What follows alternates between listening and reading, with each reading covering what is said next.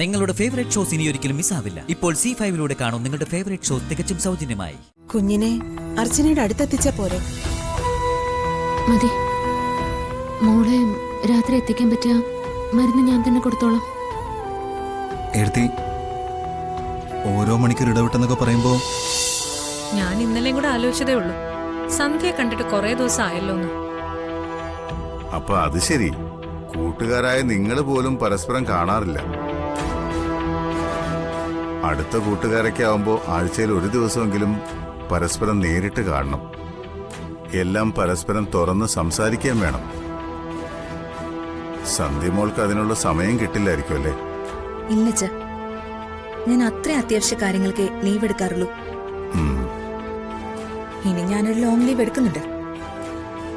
എന്റെ ഇക്കയുടെ മരണത്തിന് ഉത്തരവാദിയെ കണ്ടുപിടിച്ചതിന് ശേഷം.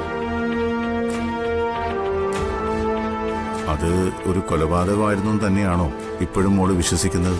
അതെ അച്ഛ, അതിന് പല കാരണങ്ങളുണ്ട്. എല്ലാം തെളിഞ്ഞു വരുന്നുണ്ട്. ഏത് മഹാഭാവയാണോ ഈ ചതി ചെയ്തത്? ആര് ചെയ്താലും അതിന്റെ ഫലം അനുഭവിക്കും മോളെ, എനിക്കുറപ്പാ. എന്തായാലും നിന്റെ പോരാട്ടം നിർത്തണ്ട. അത് ചെയ്തവനെ കണ്ടുപിടിച്ച് നിയമത്തിന് മുമ്പിൽ കൊണ്ടുവന്ന് ശിക്ഷയും വാങ്ങിക്കൊടുക്കണം. അതിന് തന്നെയാണ് അച്ഛ എന്റെയും ശ്രമം. എത്രത്തോളം എനിക്കതിന് സാധിക്കുമെന്നറിയില്ല. മോള് സൂക്ഷിക്കണം. ഇതൊക്കെ ചെയ്യാൻ മടിയില്ലാത്തവര് ചില്ലറക്കാരാവില്ല. എന്തും ചെയ്യാൻ മടിയില്ലാത്ത കൂട്ടരായിരിക്കും. ഏത് കൂട്ടരായാലും കണ്ടുപിടിച്ചല്ലേ പറ്റൂ അച്ഛ. ഉടനെ അവരെ ഞാൻ കണ്ടെത്തും. എന്നാ ഞാൻ ഇറങ്ങട്ടെ അച്ഛ. മോളെ,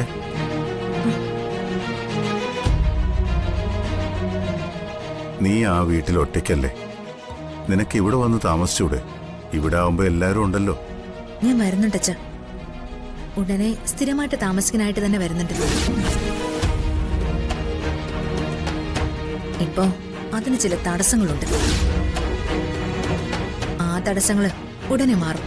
അപ്പൊ ഞാൻ ഇങ്ങോട്ടേക്ക് വരാം. ആയിക്കോട്ടെ. പോട്ടെ അവന്തികെ.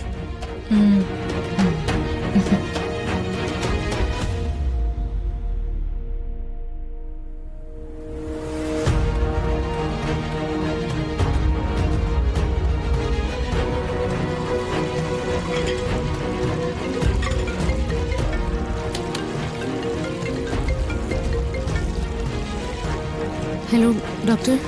ഹലോ, അർച്ചനയല്ലേ? അതെ ഡോക്ടർ, പറഞ്ഞോളൂ. കുഞ്ഞിന്റെ ടെസ്റ്റ് റിപ്പോർട്ടുകളെല്ലാം കിട്ടി. എന്താ ഡോക്ടർ? സർജറിയുടെ കാര്യത്തിൽ മാറ്റമൊന്നുമില്ല. അന്ന് ഹോസ്പിറ്റലിൽ സംസാരിച്ചില്ലേ, അതുപോലെ തന്നെ. ഇപ്പോ കുഞ്ഞ് അമിതമാറ്റം കരയുന്നുണ്ടോ? ഇടയ്ക്കിടയ്ക്ക്. അങ്ങനെ കരയുന്നുണ്ടെങ്കിൽ കൂടുതൽ കോംപ്ലിക്കേറ്റഡ് ആവും കാര്യങ്ങൾ. പിന്നെ ഉറക്കത്തിൽ കൂടുതൽ ശ്രദ്ധിക്കണം കുഞ്ഞിനെ, പ്രത്യേകിച്ച് രാത്രി.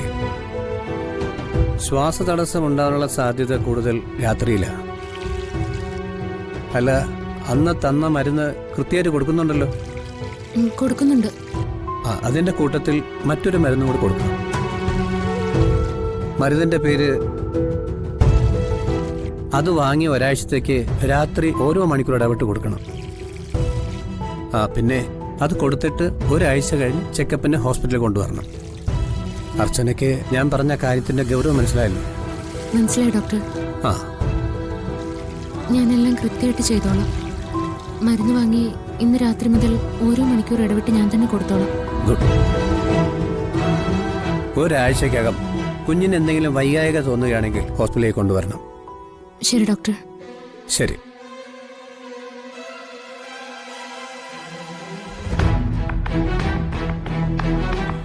എന്താ ഡോക്ടർ പറഞ്ഞേ? പറയാം.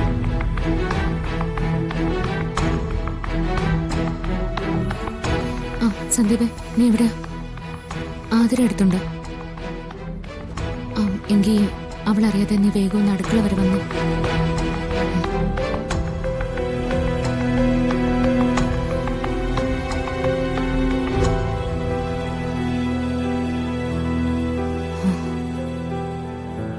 എന്താ എടുത്തി? ഡോക്ടർ വിളിച്ചിരുന്നു. മോളുടെ ടെസ്റ്റ് റിപ്പോർട്ട് എല്ലാം കിട്ടി. സർജറിയുടെ കാര്യത്തിൽ മാറ്റമൊന്നുമില്ലെന്ന്. ഡോക്ടർ ഒരു മരുന്നിന്റെ പേര് അയച്ചു തരും. അത് ഇന്നു മുതൽ രാത്രി ഓരോ മണിക്കൂർ ഇടവിട്ട് കുഞ്ഞിന് കൊടുക്കണമെന്ന്. ഒരാഴ്ച കഴിഞ്ഞിട്ട് ചെക്കപ്പിന് വീണ്ടും ചെല്ലാൻ പറഞ്ഞു. ഞാൻ ആലോചിക്കുന്ന അതല്ല, രാത്രിയും എങ്ങനെ ഈ മരുന്ന് കൊടുക്കുന്നത്? അങ്ങനെ കൊടുത്താൽ ആദ്യം ഇതറിയില്ലേ? മരുന്നിനെ കുറിച്ച് അവൾ അറിഞ്ഞാൽ നമ്മൾ അവളിൽ നിന്ന് മറയ്ക്കുന്നൊക്കെ അവൾ അറിയും. ആലോചിച്ചിട്ടാണെങ്കിൽ ഒരു എത്തും പിടിയും കിട്ടുന്നില്ല.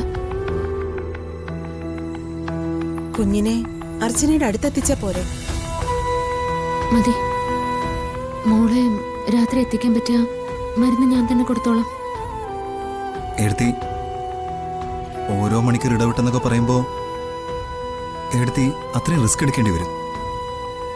അതുകൊണ്ട് അതിലൂടെ എന്തെങ്കിലും കള്ളം പറഞ്ഞ് ഞാനും അവളെ കൊടുത്തോളാം. ഉറക്കമല്ലല്ലോ സന്ദീപ എനിക്കിപ്പോ വലുത്. അല്ലെങ്കിൽ തന്നെ ഇന്ന് രാത്രി മുതൽ എങ്ങനെയാ ഞാൻ സമാധാനത്തോടെ ഉറങ്ങുന്നേ? കുഞ്ഞിനെ രാത്രി എന്റെ അടുത്തേക്ക് കൊണ്ടുവരാൻ പറ്റുമോ? പറ്റും. രാത്രി ആതിരയുടെ അടുത്ത് നിന്ന് കുഞ്ഞിനെ അർച്ചനയുടെ കയ്യിൽ എത്തിക്കുന്ന കാര്യം ഞാൻ ഏറ്റു. ഞാൻ ഏറ്റുന്നേ.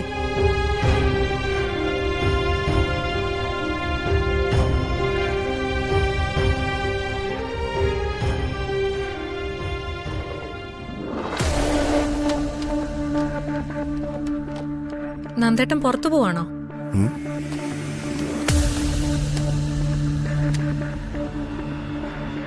നന്ദേട്ടാ ഒന്നും കഴിക്കുന്നില്ലേ? നിനക്ക് എന്നോട് വല്ലതും ചോദിക്കാനോ അറിയാനുണ്ടെങ്കിൽ നേരെ മാറ്ററിലേക്ക് വാ. അല്ലാതെ വെറുതെ സ്നേഹം നടിച്ച് സമയം കളയണ്ട.